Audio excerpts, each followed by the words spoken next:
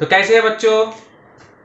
तो बच्चों इस वीडियो पे हम लोग आगे हैं electrostatics and electric field related जो भी अच्छे अच्छे न्यूमेरिकल्स आएंगे उस न्यूमेरिकल्स को हम लोग सॉल्व करेंगे। आगे जाके अगले 10 कुछ वीडियोस में सारा न्यूमेरिकल्स सॉल्व कर देंगे। तो बच्चों पहली बात तो ये क्वेश्चन नंबर 1 से शुरू करते हैं। देखो इस क्वेश्चन में क्या बोला गया है। क्वेश्चन में बोला गया है कि two metallic spheres of radii A and B are placed far away from each other. What do you mean by that? You have a metallic sphere of radius A and you have metallic sphere of radius B. ठीक है, एक का radius है A, दूसरे का radius है B, are placed far away from each other. तो दोनों में एक डिस्टेंस है।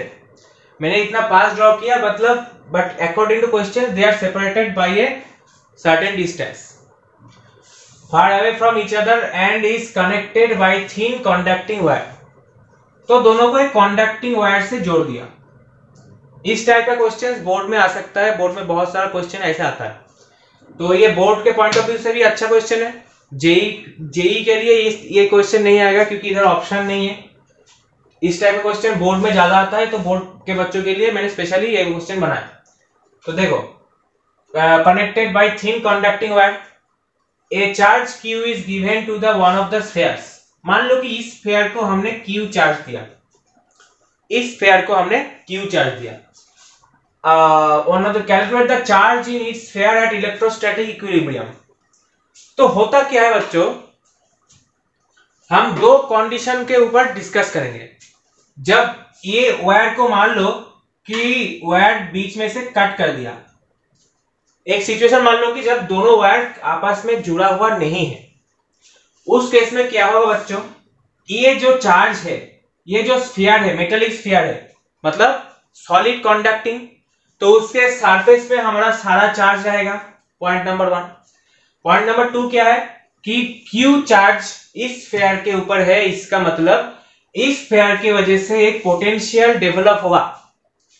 कोई भी आसपास का कोई भी पॉइंट पे पोटेंशियल डेवलप होगा। क्या डेवलप होगा बच्चों? पोटेंशियल। कोई भी एक पॉइंट ये चार्ज से P डिस्टेंस दूरी पे, Q डिस्टेंस दूरी पे, R डिस्टेंस दूरी पे, कोई भी एक मेटल से कोई भी दूरी पे कोई भी डिस्टेंस ले लो अप टू इनफाइनाइट तक, कोई भी डिस्टेंस ले लो, इस Q चार्ज की वजह से उसके ऊपर एक पोटेंशियल डेवलप होगा according to our concept of potential, electrostatic potential आपको पता है। बट इस चार्ज स्फीयर के ऊपर कोई चार्ज नहीं है, इसका मतलब इस स्फीयर पे कोई भी पोटेंशियल, इस स्फीयर की वजह से कोई भी पोटेंशियल क्रिएट नहीं होगा। ये तो पॉइंट नंबर हो गया 2 पॉइंट। बट जब हम लोगों ने इसको जोड़ा बच्चों, जब हम लोगों ने इन दोनों को मेटालिक स्फीयर को जोड़ा तब क्या होगा? तब ऐसा होगा, केस क्या होगा, एक चीज समझ लो कि इधर से चार्ज इस स्फीयर पे जाएगा। क्या होगा बच्चों कि इस स्फीयर से चार्ज इस स्फीयर तक जाएगा, सच दैट कब तक जाएगा? मान लो इस सिचुएशन को आप ऐसे भी इमेजिन कर सकते हैं कि मान लो बच्चों कि मेरे पास एक 100 डिग्री सेंटीग्रेड का वाटर है और एक मेरे पास मैंने 0 डिग्री सेंटीग्रेड का आइस है।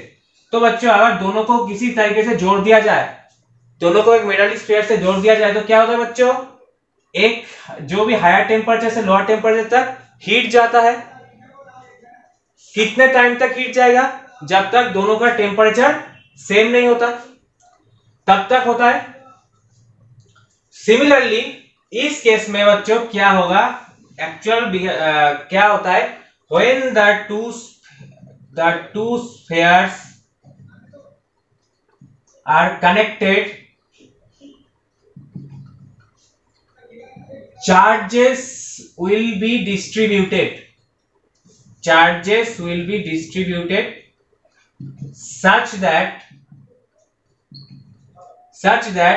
कब तक ये चार्ज डिस्ट्रीब्यूशन का खेल चलता रहेगा बच्चों? जब तक the potential of the two spheres are equal. कब तक ये पोटेंशियल, ये गेम खेलते चलता रहेगा बच्चों? जब तक दोनों स्फीयर का सरफेस का पोटेंशियल, इस सरफेस से ये सरफेस जुड़ा हुआ है बच्चों, तो इस सरफेस में आपको एक पोटेंशियल मिलेगा। इस पोटेंशियल, जब इस पोटेंशियल के बराबर हो जाएगा बच्चों, इस सरफेस से वायर कनेक्टेड है, तो इन दोनों का पोटेंशियल जब सेम हो जाएगा बच्चों, तब तक ये चार्जेस का मूवमेंट बंद हो जाएगा और बच्चों ये पोटेंशियल दोनों ये इक्विलिब्रियम कंडीशन रीच करेगा। तो बच्चों एक चीज बताओ कि इस स्फीयर की वजह से अगर मेरे पास मान लो कि एट इक्विलिब्रियम कंडीशन, अब एक चीज ध्यान से देख लो बच्चों, एट इक्विलिब्रियम कंडीशन इसके पास चार्ज हो गया है Q1, इसके पास चार्ज हो गया है Q2। तो हमें क्वेश्चन में बोला गया है बच्चों calculate the charge on each sphere at electrostatic equilibrium. तो बच्चों हमें Q1 and Q2 find out करना है। तो बच्चों हम Q1 एंड Q2 कैसे फाइंड आउट करें? तो हम लोग पता है कि Q1 टोटल चार्ज हम लोगों जो डिस्ट्रीब्यूटेड हो गया Q1 एंड Q2 हुआ है, तो पहले क्या था? देखो बच्चों ये एक आइसोलेटेड सिस्टम है, तो total charge will be constant, charge किधर इधर से उधर गया नहीं, total charge of an isolated system is constant. तो हम बोल सकते हैं बच्चों before connecting the total charge was, इसके केस में Q था, इसके केस में 0 था, तो total charge was Q plus 0, and after connecting through vires the charges become Q1 and Q2, Q1 and Q2।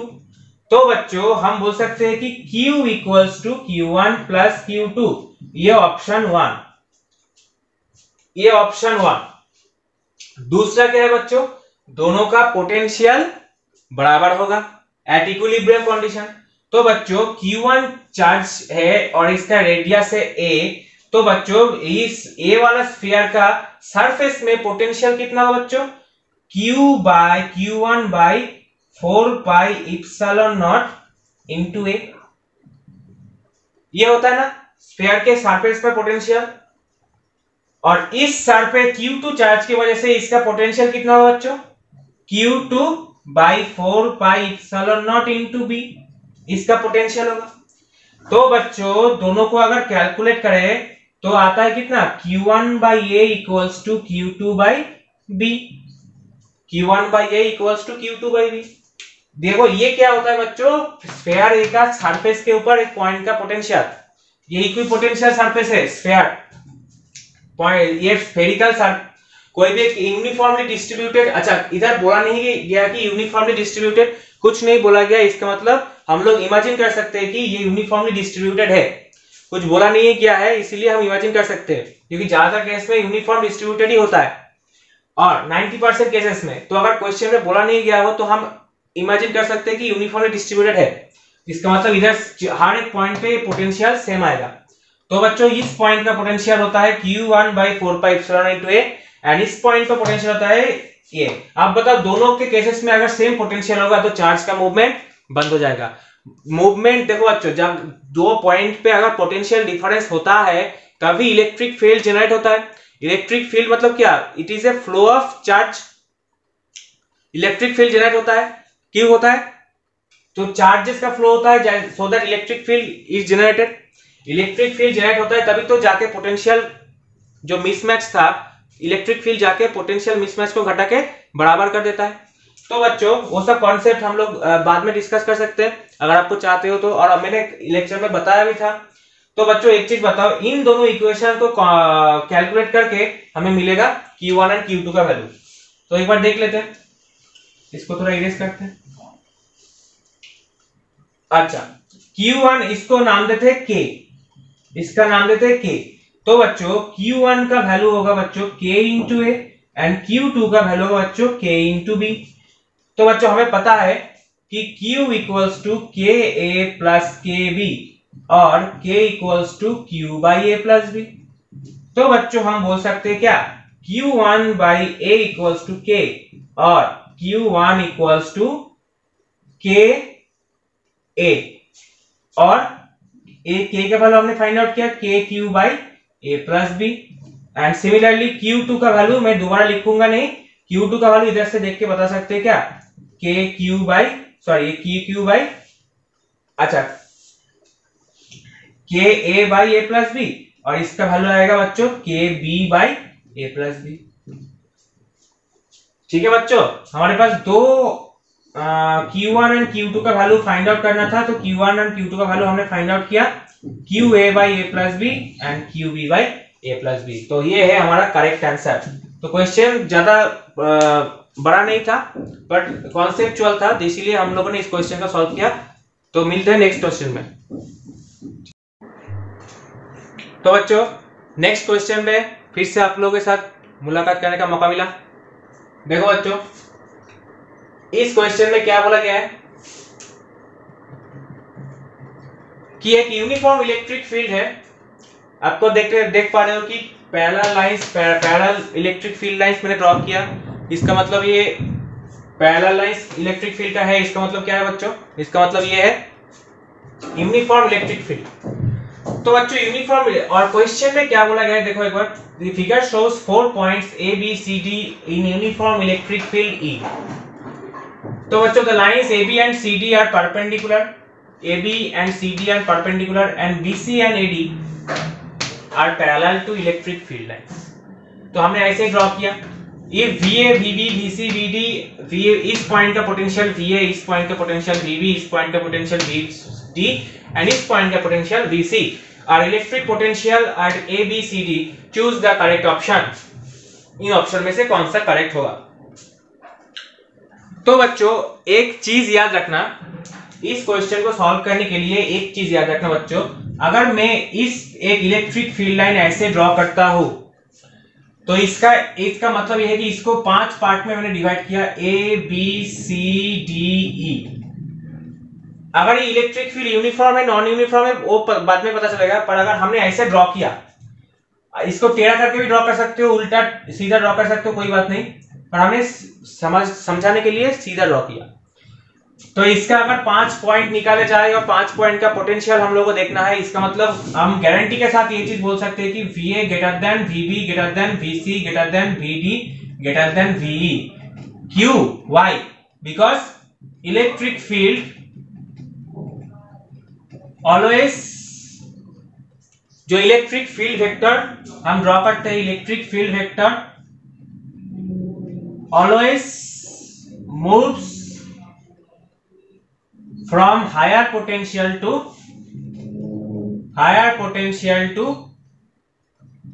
lower potential। Electric field lines always goes from higher potential to lower potential। तो बच्चों इस चीज को हम इस जगह पे apply कर सकते हैं। तो हम देख सकते हैं कि VA ग्रेटर देन VD होगा and VB greater than VC होगा। इस तो कॉन्फर्म है कि VA greater than VB and VB ये इससे बड़ा होगा एंड ये इससे बड़ा होगा। अगर इलेक्ट्रिक फील्ड के इलेक्ट्रिक फील्ड लाइंस के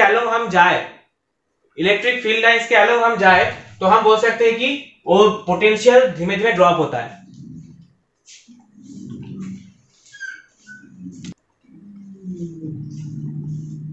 तो ये हम गारंटी के साथ बोल सकते हैं कि इस क्वेश्चन पे अगर आए तो बोल सकते हैं कि VA greater than VB VD and VB greater than VC। तो क्यों होता है बच्चों वो हमने डिस्कस कर लिया ऑलरेडी। नेक्स्ट पॉइंट क्या है बच्चों, अगर मैं बोला था कि equipotential lines are always perpendicular to the electric field line. बच्चों ये जो मैंने इलेक्ट्रिक फील्ड लाइंस और पैरेलल, तो पैरेलल के ऊपर एक परपेंडिकुलर लाइन ड्रॉ करो, वो होगा क्या? Equipotential surface. तो हम ये बोल सकते हैं कि A and B points lie on the equipotential line। Equipotential line के ऊपर A और B, और हम ये भी बोल सकते हैं कि इक्विपोटेंशियल सरफेस के ऊपर A and B पॉइंट लाई करता है। Similarly C and D point भी इक्विपोटेंशियल लाइन के ऊपर लाई करता है। क्यों? क्योंकि इक्विपोटेंशियल लाइन और इक्विपोटेंशियल सरफेस भी बोल सकते हो। 3D में देखा तो सरफेस है, 2D में देखो तो लाइन है। तो लाइन इक्विपोटेंशियल लाइन के ऊपर अगर ड्रॉ कोई दोनों पॉइंट लाई करता है, इसका मतलब हम गारंटी इक्विपोटेंशियल लाइन मतलब इसका पोटेंशियल इक्वल है। तो हम कह सकते हैं कि अब VA equals to VB and VC equals to VD। अब ये दोनों ऑप्शन को जोड़ो, दोनों ऑप्शन को जोड़ के हमें मिलेगा बच्चों VA equals to VB greater than VC equals to VD। ऐसा कोई ऑप्शन है क्या? VA equals to VB greater than VC equals to VD। तो ऑप्शन 2 इज करेक्ट। ये सवाल नीट के लिए बहुत इंपॉर्टेंट है क्योंकि ये इजी सवाल है एंड नीट में इसी तरीके का क्वेश्चन आता है। और नीट देखो बच्चों, जेई का स्टूडेंट्स नीट का क्वेश्चन को इग्नोर नहीं कर सकते, पर नीट का स्टूडेंट्स जेई का क्वेश्चन को इग्नोर कर सकते हैं। तो इसका मतलब ये क्वेश्चन सबके लिए इंपॉर्टेंट है, बोर्ड वालों के लिए भी, कॉन्सेप्ट के लिए। यही क्वेश्चन नहीं आएगा क्योंकि बोर्ड में ऑप्शन वैसा क्वेश्चन नहीं आता, पर इस क्वेश्चन को ही हम पूछ सकते हैं कि what are the relations between A and B and C and D. ये चारों पॉइंट का पोटेंशियल का भीतर एक रिलेशन फाइंड आउट करो, ऐसा क्वेश्चन आ सकता है। तो सबके लिए क्वेश्चन इंपॉर्टेंट है। तो ठीक है बच्चों, I hope you all understand this questions. इस टाइप का क्वेश्चन लेके फिर से हम मुलाकात करेंगे नेक्स्ट क्वेश्चन में। तो फिलहाल थैंक यू। हेलो बच्चों, इस क्वेश्चन पे हम देखेंगे इलेक्ट्रिक पोटेंशियल के रिलेटेड बहुत अच्छा एक सवाल हमारे पास है। ये है, इस क्वेश्चन को ध्यान से पढ़ो 1 मिनट के लिए, मैं पढ़ के दिखा रहा हूं। Electric potential at point P R distance away due to a point charge Q at a point A is V। तो इस स्टेटमेंट को हम ड्रॉ करते हैं बोर्ड पे। बोल रहा है क्या कि A पॉइंट पे एक पॉइंट चार्ज है Q, A पॉइंट पे एक पॉइंट चार्ज है Q। अब इस पॉइंट चार्ज A पॉइंट पे पॉइंट चार्ज है Q, इस पॉइंट चार्ज से r डिस्टेंस दूरी पे एक पॉइंट है P, और इस पॉइंट P पॉइंट पे पोटेंशियल डेवलप हुआ है जिसका वैल्यू है V। अब बच्चों चार्ज है, चार्ज से एक फाइनाइट डिस्टेंस दूरी पे उस चार्ज की वजह से पोटेंशियल डेवलप हो सकता है। पोटेंशियल का कॉन्सेप्ट भी तो ये है। तो बच्चों इस P पॉइंट पे जो पोटेंशियल है उसका वैल्यू है V। ये क्वेश्चन पे बोला गया है पहले स्टेटमेंट पे। अब बोला गया है कि बच्चों कि twice of this charge is distributed uniformly of the surface of a hollow sphere. एक होलो स्फीयर हमने ले लिया ऑफ रेडियस 4r, जिसका रेडियस है 4r, और उधर 2q चार्ज यूनिफॉर्मली डिस्ट्रीब्यूटेड है। क्या है बच्चों? 2q चार्ज यूनिफॉर्मली डिस्ट्रीब्यूटेड है।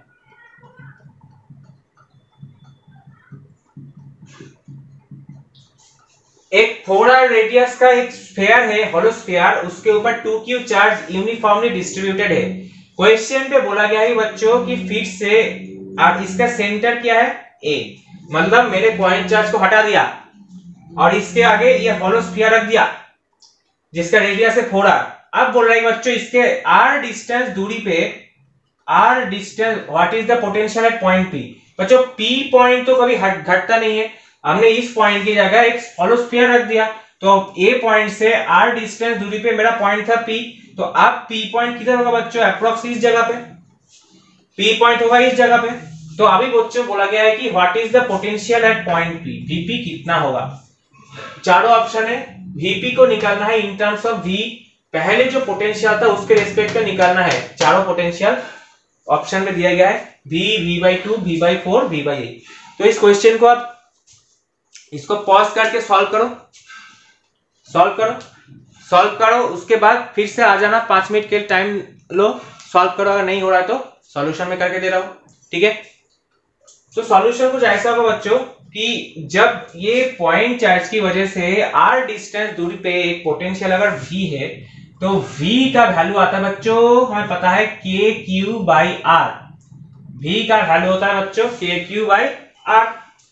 तो बच्चों एक चीज बताओ, अगर एक होलो स्फीयर है और उसके ऊपर चार्ज यूनिफॉर्मली डिस्ट्रीब्यूटेड है, इसका मतलब यूनिफॉर्मली डिस्ट्रीब्यूटेड चार्ज की वजह से स्फीयर के अंदर पे पोटेंशियल क्या होता है बच्चों? द पोटेंशियल होता है सरफेस का जो पोटेंशियल उसके बराबर होता है बच्चों। और सरफेस का पोटेंशियल क्या? Vs। सरफेस का पोटेंशियल होता है KQ।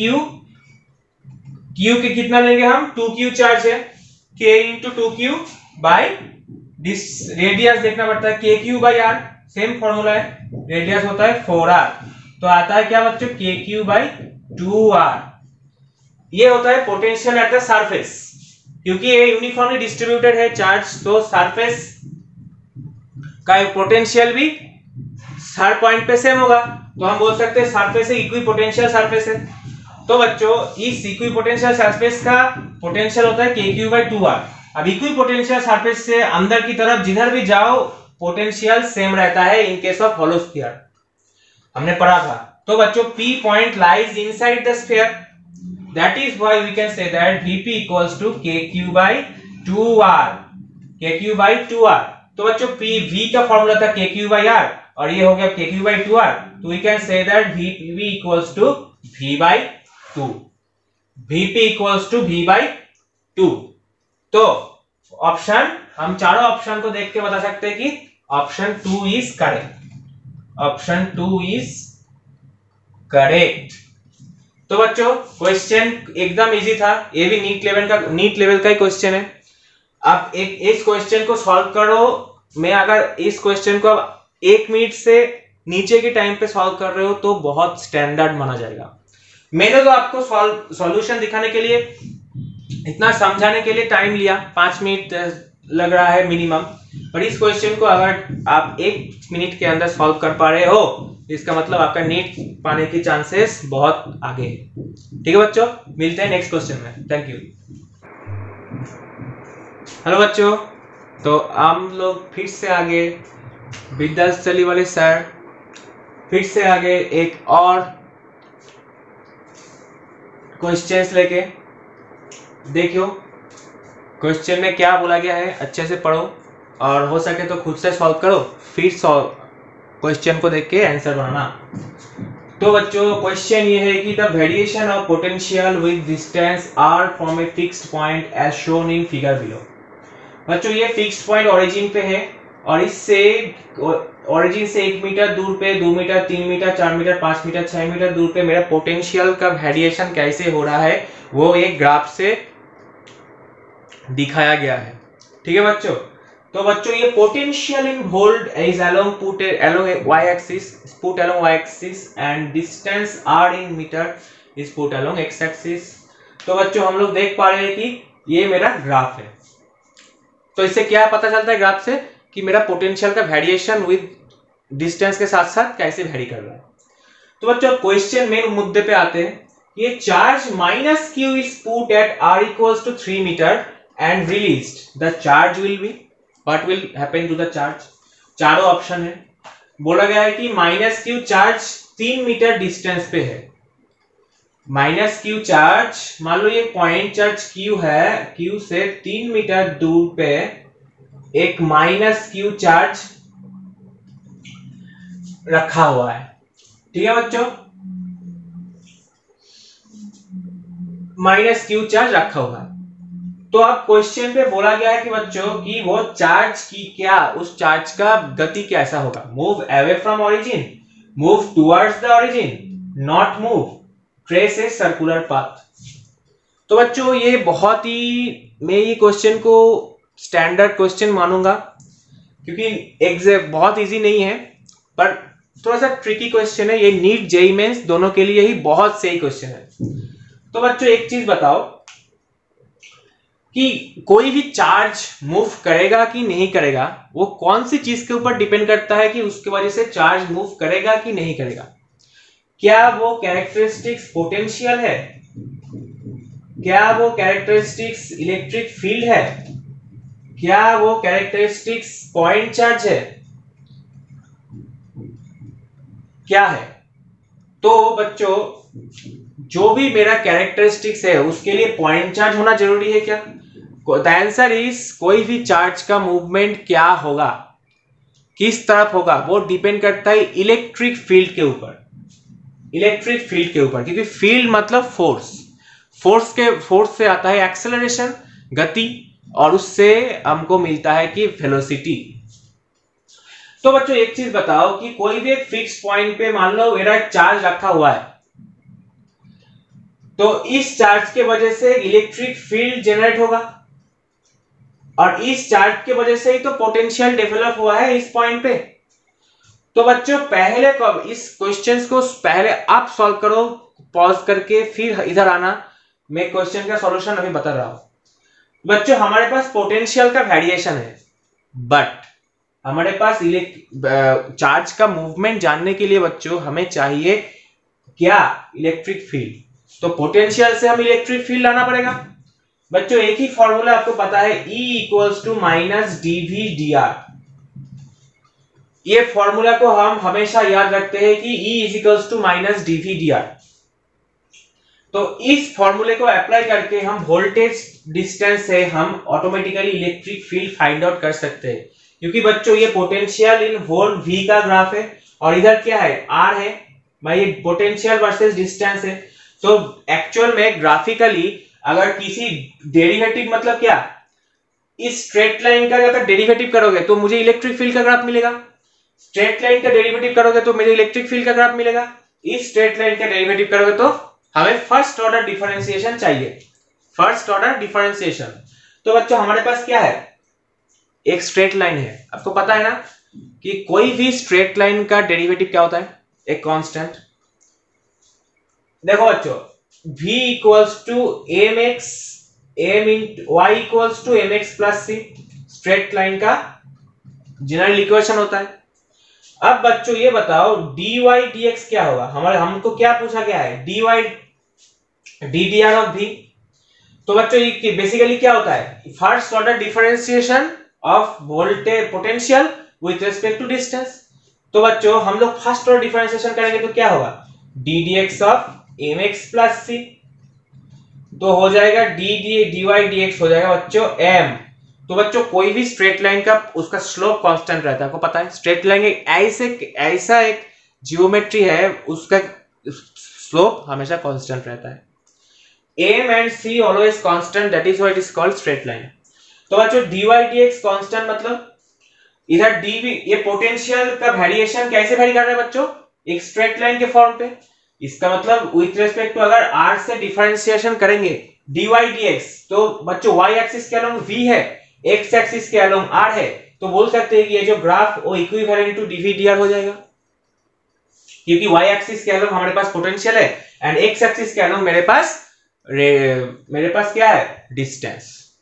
तो बच्चों हमें एक चीज बताओ कि पहले कंडीशन तो हमें ये है कि उसका चार्ज का मूवमेंट निकाल, एक्सटर्नल इलेक्ट्रिक फील्ड में चार्ज का मूवमेंट निकालने के लिए बच्चों हमें पहले देखना पड़ेगा कि उस पॉइंट का जिस पोजीशन पे उस चार्ज को रखा गया है क्या उस पोजीशन पे इलेक्ट्रिक फील्ड है कि नहीं, तो हमें ग्राफ से पता चलेगा। तो डायरेक्टली हम लिख सकते हैं कि इलेक्ट्रिक फील्ड का ग्राफ हम बता सकते हैं, E वर्सेस R का ग्राफ निकाल सकते हैं from V versus R graph से। कैसे, हमको पहले इसका डेरिवेटिव करना पड़ेगा। एक चीज याद रखना बच्चों, आपको डेरिवेटिव अगर जो भी नीट के स्टूडेंट्स है उन लोगों के लिए बता रहा हूं, जो उसको डेरिवेटिव में थोड़ा प्रॉब्लम है उसको भी ये क्वेश्चन इजीली सॉल्व करना आना चाहिए, क्योंकि ये नीट का क्वेश्चन है। तो बच्चों एक चीज बताओ कि जो भी स्ट्रेट लाइन होता है ना, स्ट्रेट लाइन का डेरिवेटिव क्या होता है बच्चों, एक कांस्टेंट। तो बच्चों मेरे पास अगर कांस्टेंट है उसको ग्राफिकली कैसे दिखाएंगे, E का वैल्यू अगर कांस्टेंट है, कांस्टेंट किसका वैल्यू, E का वैल्यू कांस्टेंट है, तो हम कैसे दिखाएंगे ग्राफ में, एक ऐसा y एक्सिस x एक्सिस के पैरेलल। ये आपने पहले भी बचपन में पढ़े होंगे कि कोई भी कांस्टेंट ग्राफ का ग्राफ अगर ड्रॉ करेंगे तो वो आएगा क्या, x एक्सिस के पैरेलल। तो जब तक अप टू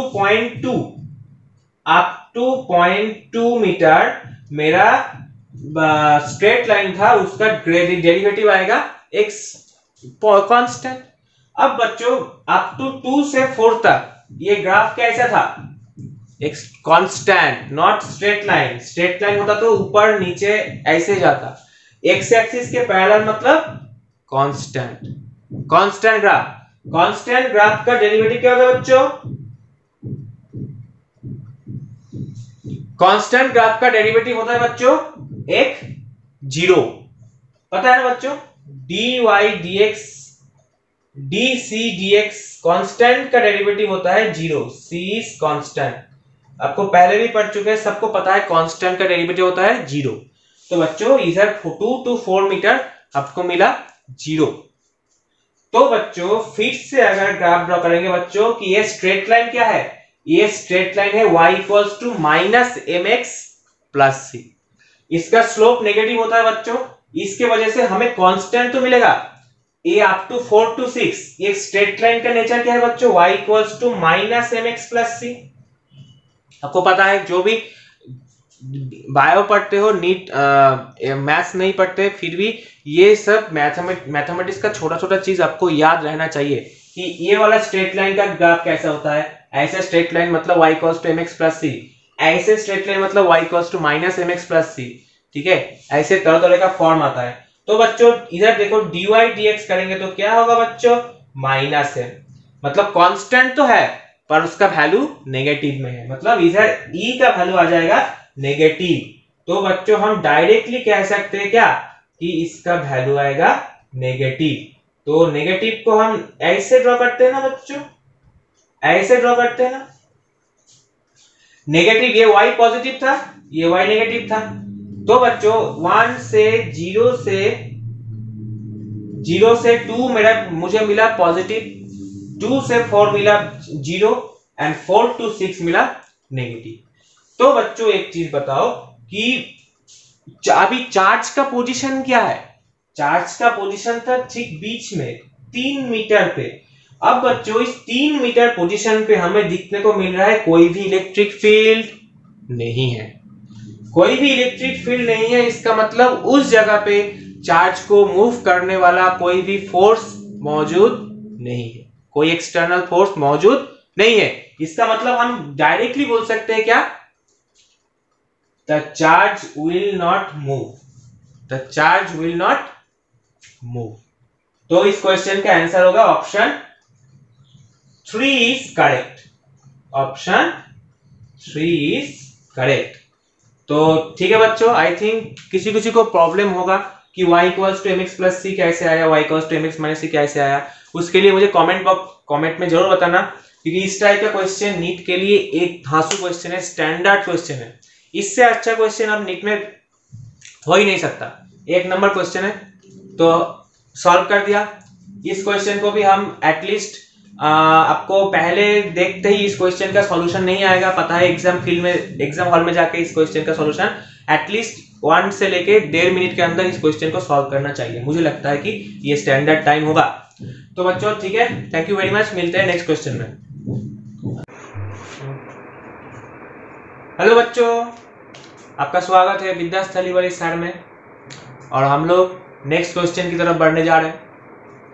इस क्वेश्चन को ध्यान से देखना, इस क्वेश्चन में जितना भी क्वेश्चन बना उसमें सबसे खास क्वेश्चन ये है, the work done in slowly moving an electron of charge E and mass m from A to B along a semicircular path in vertical plane in the field of charge Q is। एक sentence में पूरा question, इतना बड़ा question बोला गया है तो सुनने में थोड़ा प्रॉब्लम हो रहा है। तो क्वेश्चन में कुछ ऐसा बोला गया है कि E इलेक्ट्रॉन को हम हाथ से पकड़ो, A पॉइंट से B पॉइंट तक लेके आओ, और प्रोवाइडेड सेंटर पे Q चार्ज ऑलरेडी मौजूद है। तो उस मौजूदगी उसको ध्यान पे रखते हुए इस चार्ज को हम A पॉइंट से B पॉइंट तक लेके आ रहे हैं। आपको क्या फाइंड आउट करना है कि इसके दौरान हमको कितना मेहनत करना पड़ेगा। क्या बोला गया है कि द वर्क डन, क्वेश्चन में क्या बोला गया बच्चों, द वर्क डन, हमको कितना मेहनत करना पड़ेगा। तो बच्चों इस क्वेश्चन को सॉल्व इन चारों ऑप्शन में से कोई एक ऑप्शन होगा। तो बच्चों इस क्वेश्चन को ध्यान से सॉल्व करो। अगर आपका कॉन्सेप्ट बहुत अच्छा है तो इस क्वेश्चन को अंडर 10 सेकंड के अंदर अंदर आप इजीली सॉल्व कर सकते हो, 10 सेकंड के अंदर अंदर इजीली सॉल्व कर सकते हो। देखते ही इस क्वेश्चन के आंसर बोल देना चाहिए। तो खैर पहले आप ट्राई करो, 1 minute low, 2 minute low, pause करो, फिर आना इधर, मैं इस क्वेश्चन को सॉल्यूशन अभी दे रहा हूं। तो बच्चों इस कोई भी एक वर्क डन निकालने के लिए बच्चों पहले आपको एक पॉइंट से दूसरे पॉइंट तक का A से B पॉइंट में आप एक चार्ज को लेके जा रहे हो। तो बच्चों आपका वर्क डन कितना होगा। तो बच्चों आप दो ऑप्शन है आपके पास, आप A पॉइंट और B पॉइंट का पोटेंशियल डिफरेंस निकालो और उसको Q से मल्टीप्लाई कर दो, और इस पॉइंट का A पॉइंट पे इस जो Q एंड E मिलके जो एक चार्ज सिस्टम बनाया उसका पोटेंशियल एनर्जी निकालो। A पॉइंट का पोटेंशियल एनर्जी निकालो एंड B पॉइंट का पोटेंशियल एनर्जी निकालो। तो वर्क डन होता है दोनों में पोटेंशियल एनर्जी का डिफरेंस। क्यों होता है? क्योंकि electrostatic force is a conservative force. Conservative force में जो वर्क डन होता है वो पाथ क्या होता है, इंडिपेंडेंट होता है। एंड पाथ इंडिपेंडेंट होता है, वो डिपेंड करता है सिर्फ initial point and final point के ऊपर। तो बच्चों हमें बाकी पॉइंट से कोई मतलब नहीं, हम दो प्रोसेस आपको बताया, हम प्रोसेस 2 में जाएंगे। अगर आपको प्रोसेस 2 अच्छा लगा, प्रोसेस 1 आप घर पे ट्राई करो और खुद से बताओ कि इस प्रोसेस से भी हो सकता था। तो process 2 is the most popular process and will go for the process 2। तो ध्यान से देखते रहिए। तो बच्चों ए पॉइंट पे जब था, इसको फिगर को फिर से रिड्रॉ करते हैं कि अगर ए पॉइंट पे क्यू चार्ज बराबर इधर था, इसका डिस्टेंस है आर, इसका भी डिस्टेंस है आर। तो ए पॉइंट पे बच्चों जब एक चार्ज पहले इसको इधर रखे थे, फिर इधर इसको इस पाथ में लेके गए बी तक, इस पाथ पे लेके गए बी तक। तो बच्चों A at point A potential energy U है कितना, पोटेंशियल एनर्जी सॉरी हाँ पोटेंशियल एनर्जी कितना यू है कितना। तो पोटेंशियल एनर्जी निकालने के लिए बच्चों आपको दो चार्ज चाहिए, टू चार्ज सिस्टम चाहिए। तो एक चार्ज तो इधर है ही और एक चार्ज तो ई चार्ज को इस पॉइंट पे रखो। तो बच्चों इस पॉइंट पे बच्चों ये जो चार्ज, ये जो सिस्टम फॉर्म हुआ, इस सिस्टम का पोटेंशियल एनर्जी क्या होगा, ये पॉइंट पे पोटेंशियल एनर्जी क्या होगा। इस सिस्टम का पोटेंशियल एनर्जी मतलब आप इस पोटेंशियल एनर्जी इस पॉइंट पे E कितना, इस मतलब पोटेंशियल एनर्जी का डेफिनेशन क्या है, इनफाइनाइट से E चार्ज को इधर लाने में आपको कितना मेहनत करना पड़ा, वही है आपका पोटेंशियल एनर्जी। तो इस पॉइंट पे आपका पोटेंशियल एनर्जी कितना होगा बच्चों, K Q E divided by R, K Q E divided by R. Potential energy का फॉर्मूला को पता है बच्चों, इलेक्ट्रॉन है, अच्छा इलेक्ट्रॉन है तो इसका साइन होगा नेगेटिव, इलेक्ट्रॉन बोला था ना, साइन होगा 4 माइनस लिखना पड़ेगा। तो पोटेंशियल एनर्जी की वजह से माइनस ही इधर आएगा, तो ये हो जाएगा माइनस के क्यू ई बाई आर। तो पोटेंशियल एनर्जी आप लोगों ने सबने पढ़ा होगा, बहुत अच्छा कॉन्सेप्ट है पोटेंशियल एनर्जी का। पोटेंशियल और पोटेंशियल एनर्जी दोनों थोड़ा डिफरेंट कॉन्सेप्ट है, वो सिंगल चार्ज के लिए, वो दो एक चार्ज सिस्टम के लिए। खैर छोड़ो, अब बच्चों हमें क्या करना है, इस पॉइंट का पोटेंशियल एनर्जी हमें पता चल गया। तो बच्चों इस पॉइंट का पोटेंशियल एनर्जी क्या होगा, यू बी का। अब इस चार्ज को एज द इलेक्ट्रोस्टैटिक फोर्स, ये सब पोटेंशियल एनर्जी किसकी वजह से आ रहा है बच्चों, क्योंकि इस चार्ज की वजह से इलेक्ट्रिक फील्ड क्रिएट हो रहा है, तो इसके वजह से एक इलेक्ट्रिक पोटेंशियल जनरेट हो रहा है इस पॉइंट पे। इस इलेक्ट्रिक पोटेंशियल की वजह से इस पॉइंट पे हमें एक इलेक्ट्रिक पोटेंशियल एनर्जी भी मिल रहा है। तो खैर, तो सिमिलरली इस बी पॉइंट पे हम इलेक्ट्रिक पोटेंशियल एनर्जी कैलकुलेट करते हैं। बी पॉइंट पे इलेक्ट्रिक पोटेंशियल एनर्जी होगा बच्चों K Q E by are. फिर से दो चार्ज का मैग्नीट्यूड, इधर ई माइनस सी को इधर लेके आए, दोनों चार्ज का मैग्नीट्यूड का मल्टीप्लीकेशन और divided by the distance between them. तो बच्चों यूए और यूबी बराबर आ रहा है ना, यूए इक्वल्स टू यूबी आ रहा है। बट हमें पता है कि बच्चों work done during the moving A charge from A to B, work done in moving a charge from A to B equals to the final potential energy minus initial potential energy। तो बच्चों हम बोल सकते हैं कि as the two electric potential energy is constant or equal, we can say that not constant, sorry, it is varying। अब जब ये r डिस्टेंस बराबर है ना सब जगह, तो हर जगह पे पोटेंशियल एनर्जी सेम रहेगा। तो potential energy is constant and equal in at point A and B. तो बच्चों हम बोल सकते हैं कि इधर से इधर लाने में आपको कोई मेहनत करना ही नहीं पड़ा, आपको कोई मेहनत करना ही नहीं पड़ा, क्योंकि हमको एक छोटा सा थ्योरी, अब थ्योरी कैसे आया उसके लिए आपको थ्योरी का डेरिवेशन लिखना है। आपको पता है एक छोटा सा कॉन्सेप्ट का इस्तेमाल किया, क्या, work done in moving A charge from one point two another in an under an electrostatic force is independent of its path। तो इस छोटा सा कॉन्सेप्ट का इस्तेमाल करके हम लोगों ने इस क्वेश्चन को सॉल्व किया। तो कॉन्सेप्ट को फिर से लिख रहे थे, कॉन्सेप्ट कुछ ऐसा है कि work done under conservative force.